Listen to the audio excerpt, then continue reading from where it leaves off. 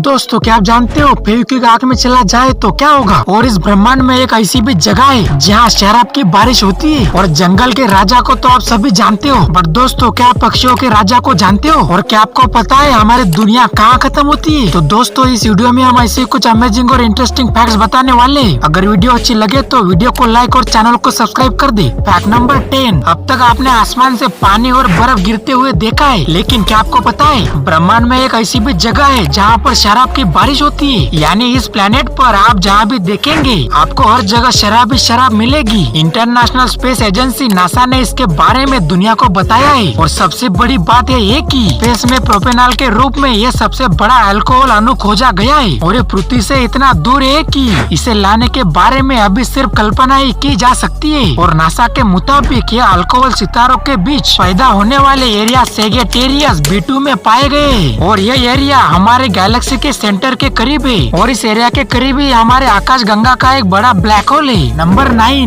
दोस्तों हमारी पृथ्वी प्रमुख तौर पर 4 लेयर से बनी होती है। यानी कि inner core, outer core, mental और क्रस्ट होता है। और ऊपरी लेयर की बात करें तो यह क्रस्ट और मेंटल को मिलाकर बनती है। और इसे हम लिथोस्फीयर भी कहते हैं। इसकी मोटाई करीबन 50 किलोमीटर है, जो कि डिफरेंट लेयर वाली प्लेटों से मिलकर बनी है, जिसे हम टेक्टोनिक प्लेट्स भी कहते हैं। वही हमारे अर्थ के अंदर 7 टेक्टोनिक प्लेट्स है। और ये प्लेट्स लगातार घूमती रहती है। और जब ये प्लेट्स आपस में टकराती है तो तब जमीन हिलने लगती है। और इसे ही हम भूकंप कहते हैं। और इसे नापने के लिए रिक्टर मैग्नीट्यूड स्केल का यूज किया जाता है। नंबर 8, दोस्तों क्या आपको पता है कि हमारे किस प्लेनेट पर कितनी देर तक जिंदा रहने की पॉसिबिलिटी है। साइंटिस्ट हो या आम इंसान, हर कोई अंतरिक्ष के बारे में जानना चाहता है। बट क्या आप जानते हो कि हमारा सौरमंडल के किस ग्रह पर इंसान कितने समय तक जिंदा रह सकता है। दरअसल अमेरिकन साइंटिस्ट नील डिग्रेस टाइसन के मुताबिक स्पेस में जाने के लिए हमें एक चीज की जरूरत होती है, वह है स्पेस सूट। इसे पहनकर हम किसी भी दूसरे ग्रह पर जा सकते हैं। और साइंटिस्ट की माने तो मंगल ग्रह की हवा काफी ज्यादा पतली है, जिसके कारण यहाँ का वेदर पृथ्वी के मुकाबले काफी कोल्ड है। यहाँ आप तभी तक जिंदा रह सकते हैं जब तक आप अपनी सांसों को रोक सकते हो। वहीं दोस्तों बुध ग्रह पर आप स्पेस सूट पहनकर सिर्फ 2 मिनट तक ही जिंदा रह सकते हो। दरअसल इस प्लेनेट पर सूर्य के सामने वाले हिस्से में टेम्परेचर तकरीबन 425 डिग्री तक रहता है। वहीं बृहस्पति ग्रह को गैस का गोला भी कहते हैं। यहाँ ऑक्सीजन बिल्कुल ना के बराबर है। और इसके वातावरण में हाइड्रोजन, हीलियम, मीथेन और अमोनिया जैसे गैस मौजूद है, जिस कारण आप यहाँ 1 सेकंड से भी ज्यादा जिंदा नहीं रह पाएंगे। नंबर 7, इस दुनिया में ऐसी भी जगह है जहाँ पर धरती का एंड होता है। माना जाता है कि धरती का कोई अंत नहीं है, लेकिन एक ऐसी भी जगह है जहाँ दुनिया खत्म होती है। दरअसल यूरोपियन देश नॉर्वे में धरती का आखिरी छोर है, जहाँ कहा जाता है कि दुनिया खत्म हो जाती है। नॉर्वे में मौजूद E69 हाईवे को दुनिया की आखिरी सड़क के तौर पर माना जाता है। और बताया जाता है कि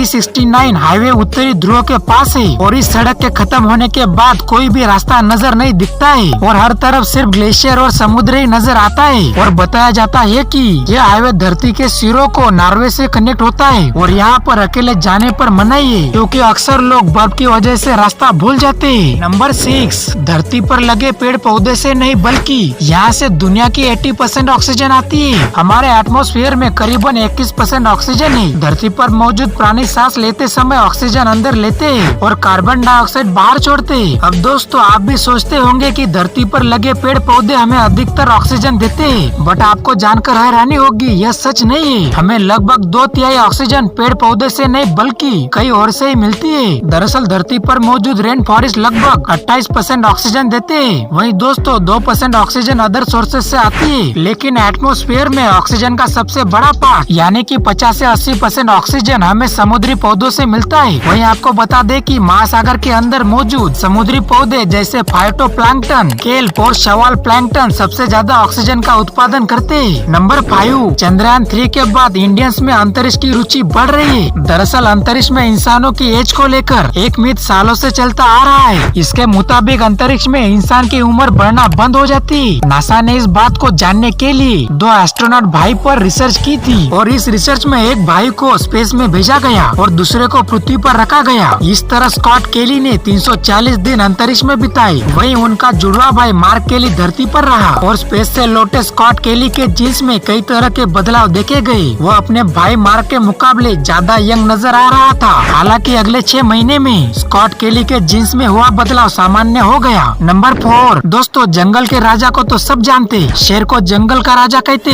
मगर क्या पक्षियों के राजा को जानते हो? अगर दोस्तों आपको पता है तो हमें कमेंट करके बताइए। दरअसल गरुड़ पक्षी को पक्षियों का राजा कहा जाता है, वहीं अंग्रेजी में इसे ईगल कहते हैं। हिंदू धर्म में भी गरुड़ को पक्षियों का राजा कहा गया है। यह पक्षी चील और बाज से भी बड़ा होता है। यह हजारों फीट की ऊंचाई पर आसानी से उड़ सकता है और दोस्तों यह बहुत ही इंटेलिजेंट और शार्प पक्षियों में से एक है। नंबर 3 बादल क्यों और कैसे फटते? बादल फटने की अधिकतर पॉसिबिलिटीज पहाड़ी क्षेत्रों में होती है। इस तरह की घटना में भारी नमी से लदी हवा अपने रास्ते में खड़ी पहाड़ियों से टकराती है, जिससे एक खास तरह के बादलों का निर्माण होता है। नमी से भरे इन बादलों को ऊपर की ओर धकेलने वाली वायु जब वीक पड़ जाती है तो अचानक ही इन बादलों से मूसलाधार बारिश शुरू हो जाती है, जिससे बादल का फटना कहते हैं। इसका मतलब बादलों के फटने के लिए खास तरह के बादल रिस्पॉन्सिबल होते हैं। नंबर 2 व्हेल को मछली क्यों नहीं माना जाता है? व्हेल एक समुद्र जीव है जो पानी में रहता है। इसका शेप कुछ मछली जैसा ही होता है, लेकिन रियलिटी में यह मछली की कैटेगरी में नहीं आते हैं। दरअसल दोस्तों ये एक स्तनधारी प्राणी है। इसका विकास विशालकाय जंतु डायनासोर से माना जाता है, जो आज से करोड़ों साल पहले धरती पर रहा करते थे। ब्लू व्हेल या सल्फर बॉटम व्हेल यह मछलियाँ सबसे बड़ी होती है और व्हेल मछली हमारी तरह ही सांस लेती है और इसके गलफड़े भी नहीं होते और कुछ के मुंह में दांतों के स्थान पर प्लेट के आकार की हड्डियाँ होती है। इन्हीं सब गुणों के आधार पर व्हेल को मछली ना मानकर एक स्तनधारी प्राणी माना जाता है। नंबर 1 दोस्तों, क्या आप जानते हो अगर फेविक्विक आँख में चला जाए तो क्या होगा? वैसे तो हम सभी जानते हैं कि एक्सीडेंट को कभी टाला नहीं जा सकता, बट हाँ कुछ सावधानी से बचा जरूर जा सकता है। ऐसे में अगर हमारे आँखों में फेविक्विक चला जाए तो क्या होगा और हम उससे कैसे बच सकते हैं? मान लिया जाए कि अगर कभी फेविक्विक आँखों में चला जाए तो बिल्कुल मत घबराइए। फेविक्विक आँखों में जाने से कोई भी हानि नहीं होती है, बट हाँ एक बात हमेशा अपने माइंड में रखें, जैसे कि फेविक्विक आँखों में जाए तो आप अपनी आँखों को बंद ना करें और ना इसे रगड़े, क्योंकि आँख अगर चिपक गई तो परेशानी बढ़ सकती है। तो अगर फेविक्विक चला जाए तो आपको ये करना है, अगर आँख में फेविक्विक चला जाए तो सबसे पहले आप अपनी आँखों को बंद ना करें और आँखों पर तुरंत पानी के छींटे मारे और आँखों को साफ करने का ट्राई करें, जिससे आपको राहत मिलेगी और इस सब के बाद आपको डॉक्टर को दिखाना चाहिए। सो गाइस इस वीडियो में बस इतना ही। अगर आपको ये वीडियो अच्छी लगी हो तो वीडियो को लाइक और चैनल को सब्सक्राइब कर दे।